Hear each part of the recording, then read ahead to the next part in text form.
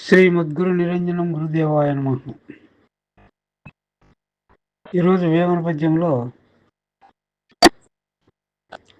రాజులకు, పరమ మునులకు, అల్పనరులకు ఉండేటువంటి తేడాను విశదీకరించి చెప్తున్నాడు వేమన గారు. ఆ పద్యం ఏమిటంటే, రాజవరులకెప్పుడు రణరంగముల చింత,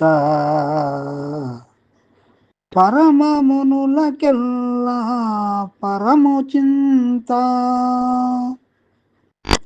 అల్పనరులకెల్లా నతివలపై చింత, విశ్వదాభిరామ వినురవేమ.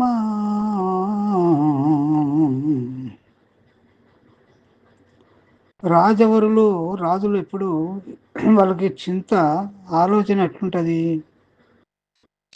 రణరంగము అంటే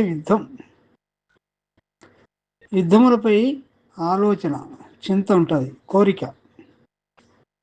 ఎందుకు అంటే, ఇతర రాజ్యాలు, బలహీనమైనటువంటి రాజ్యములను ఆక్రమించుట వలన అనేక సంపద, కీర్తి వస్తుంది, అదే శాశ్వతమని వారు ఆలోచించి బలహీనులైనటువంటి రాజుల మీద బలవంతులైనటువంటి రాజులు యుద్ధములు చేసి వారి సంపదను, రాజ్యమును వశపరుచుకొని వాటిని అనుభవిస్తూ ఉంటారు.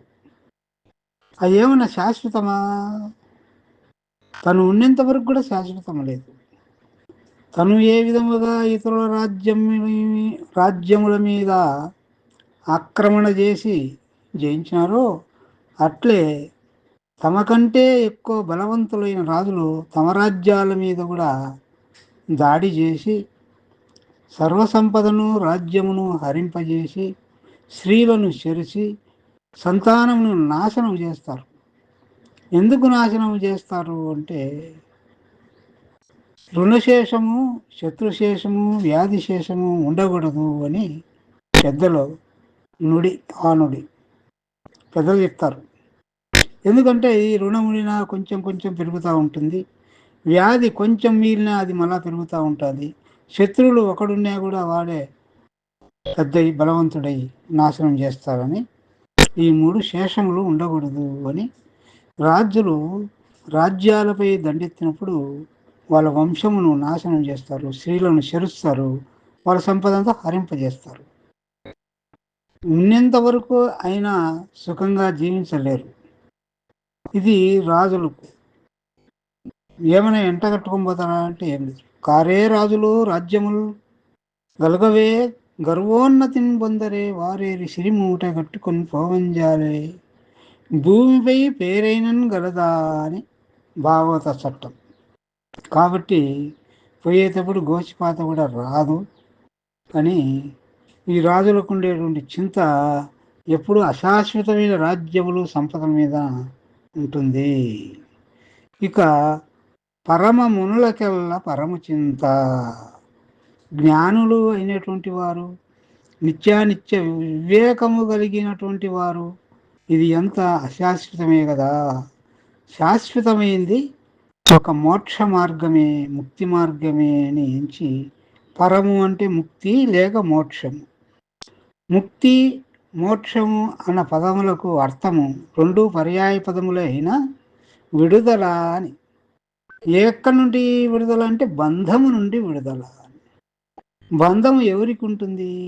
బంధం ఎట్లా కలుగుతుంది? కర్మ వల్ల బంధము కలుగుతుంది. ఆ బంధమును విడిపించుకుంటేదే మోక్షం, విడుదల. కానీ తను ఉన్నంత వరకు కూడా కర్మ ఏమో చేస్తానే ఉంటాడు, దానికి బంధము కలుగుతానే ఉంటుంది. దాని విడబడేదానికి మోక్ష మార్గాన్ని పెద్దలు నిశ్చయించినారు.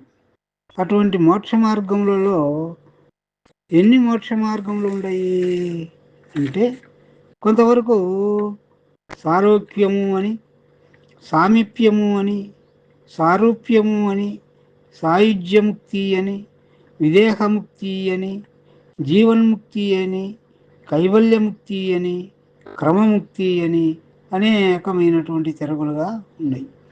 కానీ పెద్దలు జన్మ నుండి విముక్తి కావాలి, మళ్ళా జన్మకు రాకూడదు. పుట్టినాడు అంటే కర్మ తప్పదు. మళ్ళీ ఎట్లు దీనికి మార్గమని గురువును అన్వేషించి గురువు ద్వారా ఒరే ఫలమును ఆపేక్షించకుండా నువ్వు కర్మను చెయ్యి, అప్పుడు నీకు బంధం కలగదు. ఫలమును ఆపేక్షించి కర్మ చేసినట్లయితే అది నిన్ను బంధిస్తుంది. కాబట్టి నీవు ఉండి కూడా లేనివానివా గురువు వలన అని కర్తృత్వరహిత కర్మాచరణతో మెలుగు అని భగవద్గీత ఎందు కూడా చెప్పి ఉండరు. అట్లా తాను ఉండి లేకపోవడం అనేటువంటిది సామాన్యమైన విషయం కాదు. కర్మ చేస్తూ కూడా కర్మకు బద్ధుడు కాకుండా ఉండేటువంటి యొక్క ప్రక్రియ పరిపూర్ణ గురువుల ద్వారా మాత్రమే సాధ్యమవుతుందని గురువుల దగ్గర చేరి చతుర్విధ శుశ్రూషలు చేసి తన మన ధర్మములు అర్పించి తను ఏమి లేనివాడై మళ్ళా ఏమి లేక ఉండడమే ఇది పరమముక్తి అని పెద్దలు నిశ్చయించినారు. కానీ అటు ఇటు కాని వ్యక్తులు ఎవరైతే రాజులు కాకుండా మునులు కాకుండా జ్ఞానులు కాకుండా ఉండేటువంటి ఈ శరీరం నిజము జగత్తు నిజమని ఆపేక్ష కోరిక చేత ఉండేటువంటి వారికి మాత్రము ఎప్పుడు వాళ్ళు స్త్రీల మీద బుద్ధి విడవరు, ఎప్పటికీ వాళ్ళకి చింత అదే. కాబట్టి చింత ఎక్కువైనప్పుడు ఏ దాని మీద కోరిక ఉంటుంది అదే నీకు జన్మ ప్రాప్తిస్తుంది. స్త్రీల మీద ఆసక్తి ఎక్కువ ఉన్నప్పుడు ఆపేక్ష ఉన్నప్పుడు వాడు స్త్రీగానే పుడతాడు. దానికి సాక్ష్యము జడభరతుడు జింక మీద ఆపేక్ష చేత శరీరం విడిచినప్పుడు ఆ జింక అయి పుట్టినట్లు, మళ్ళీ జన్మలో దాన్ని తొలగించుకున్నట్లు జడభరతుని కాలంలో ఆ జన్మ విముక్తి భాగవత ప్రమాణ గ్రంథం నుండి మనకు తెలుస్తుంది. అందుకే భగవద్గీతలు కూడా కృష్ణ పరమాత్మ మరణము సమీపించినప్పుడు మరణావస్థ ఎందో ఏ చింత లేక నిర్వికారమైన ఈ యొక్క పరబ్రహ్మమైనటువంటి పరిపూర్ణమైనటువంటి నేను పరమాత్మ నేను లక్ష్యం యందు ఉంచి శరీరం విడుసు నీకు జన్మ ఉండదు అని చెప్పారు. కాబట్టి ఈ స్త్రీల మీద కోరిక ఉన్నటువంటి వారు మళ్ళీ స్త్రీలే పుడతారనే దానికి ఈ యొక్క తర్కణ. ఇట్లా రాజులకు మునులకు సామాన్యులకు ఉండేటువంటి గుణాలను విశ్లేషించి వేమన గారు చక్కగా ఈ పద్యం మనకు చెప్పినారు.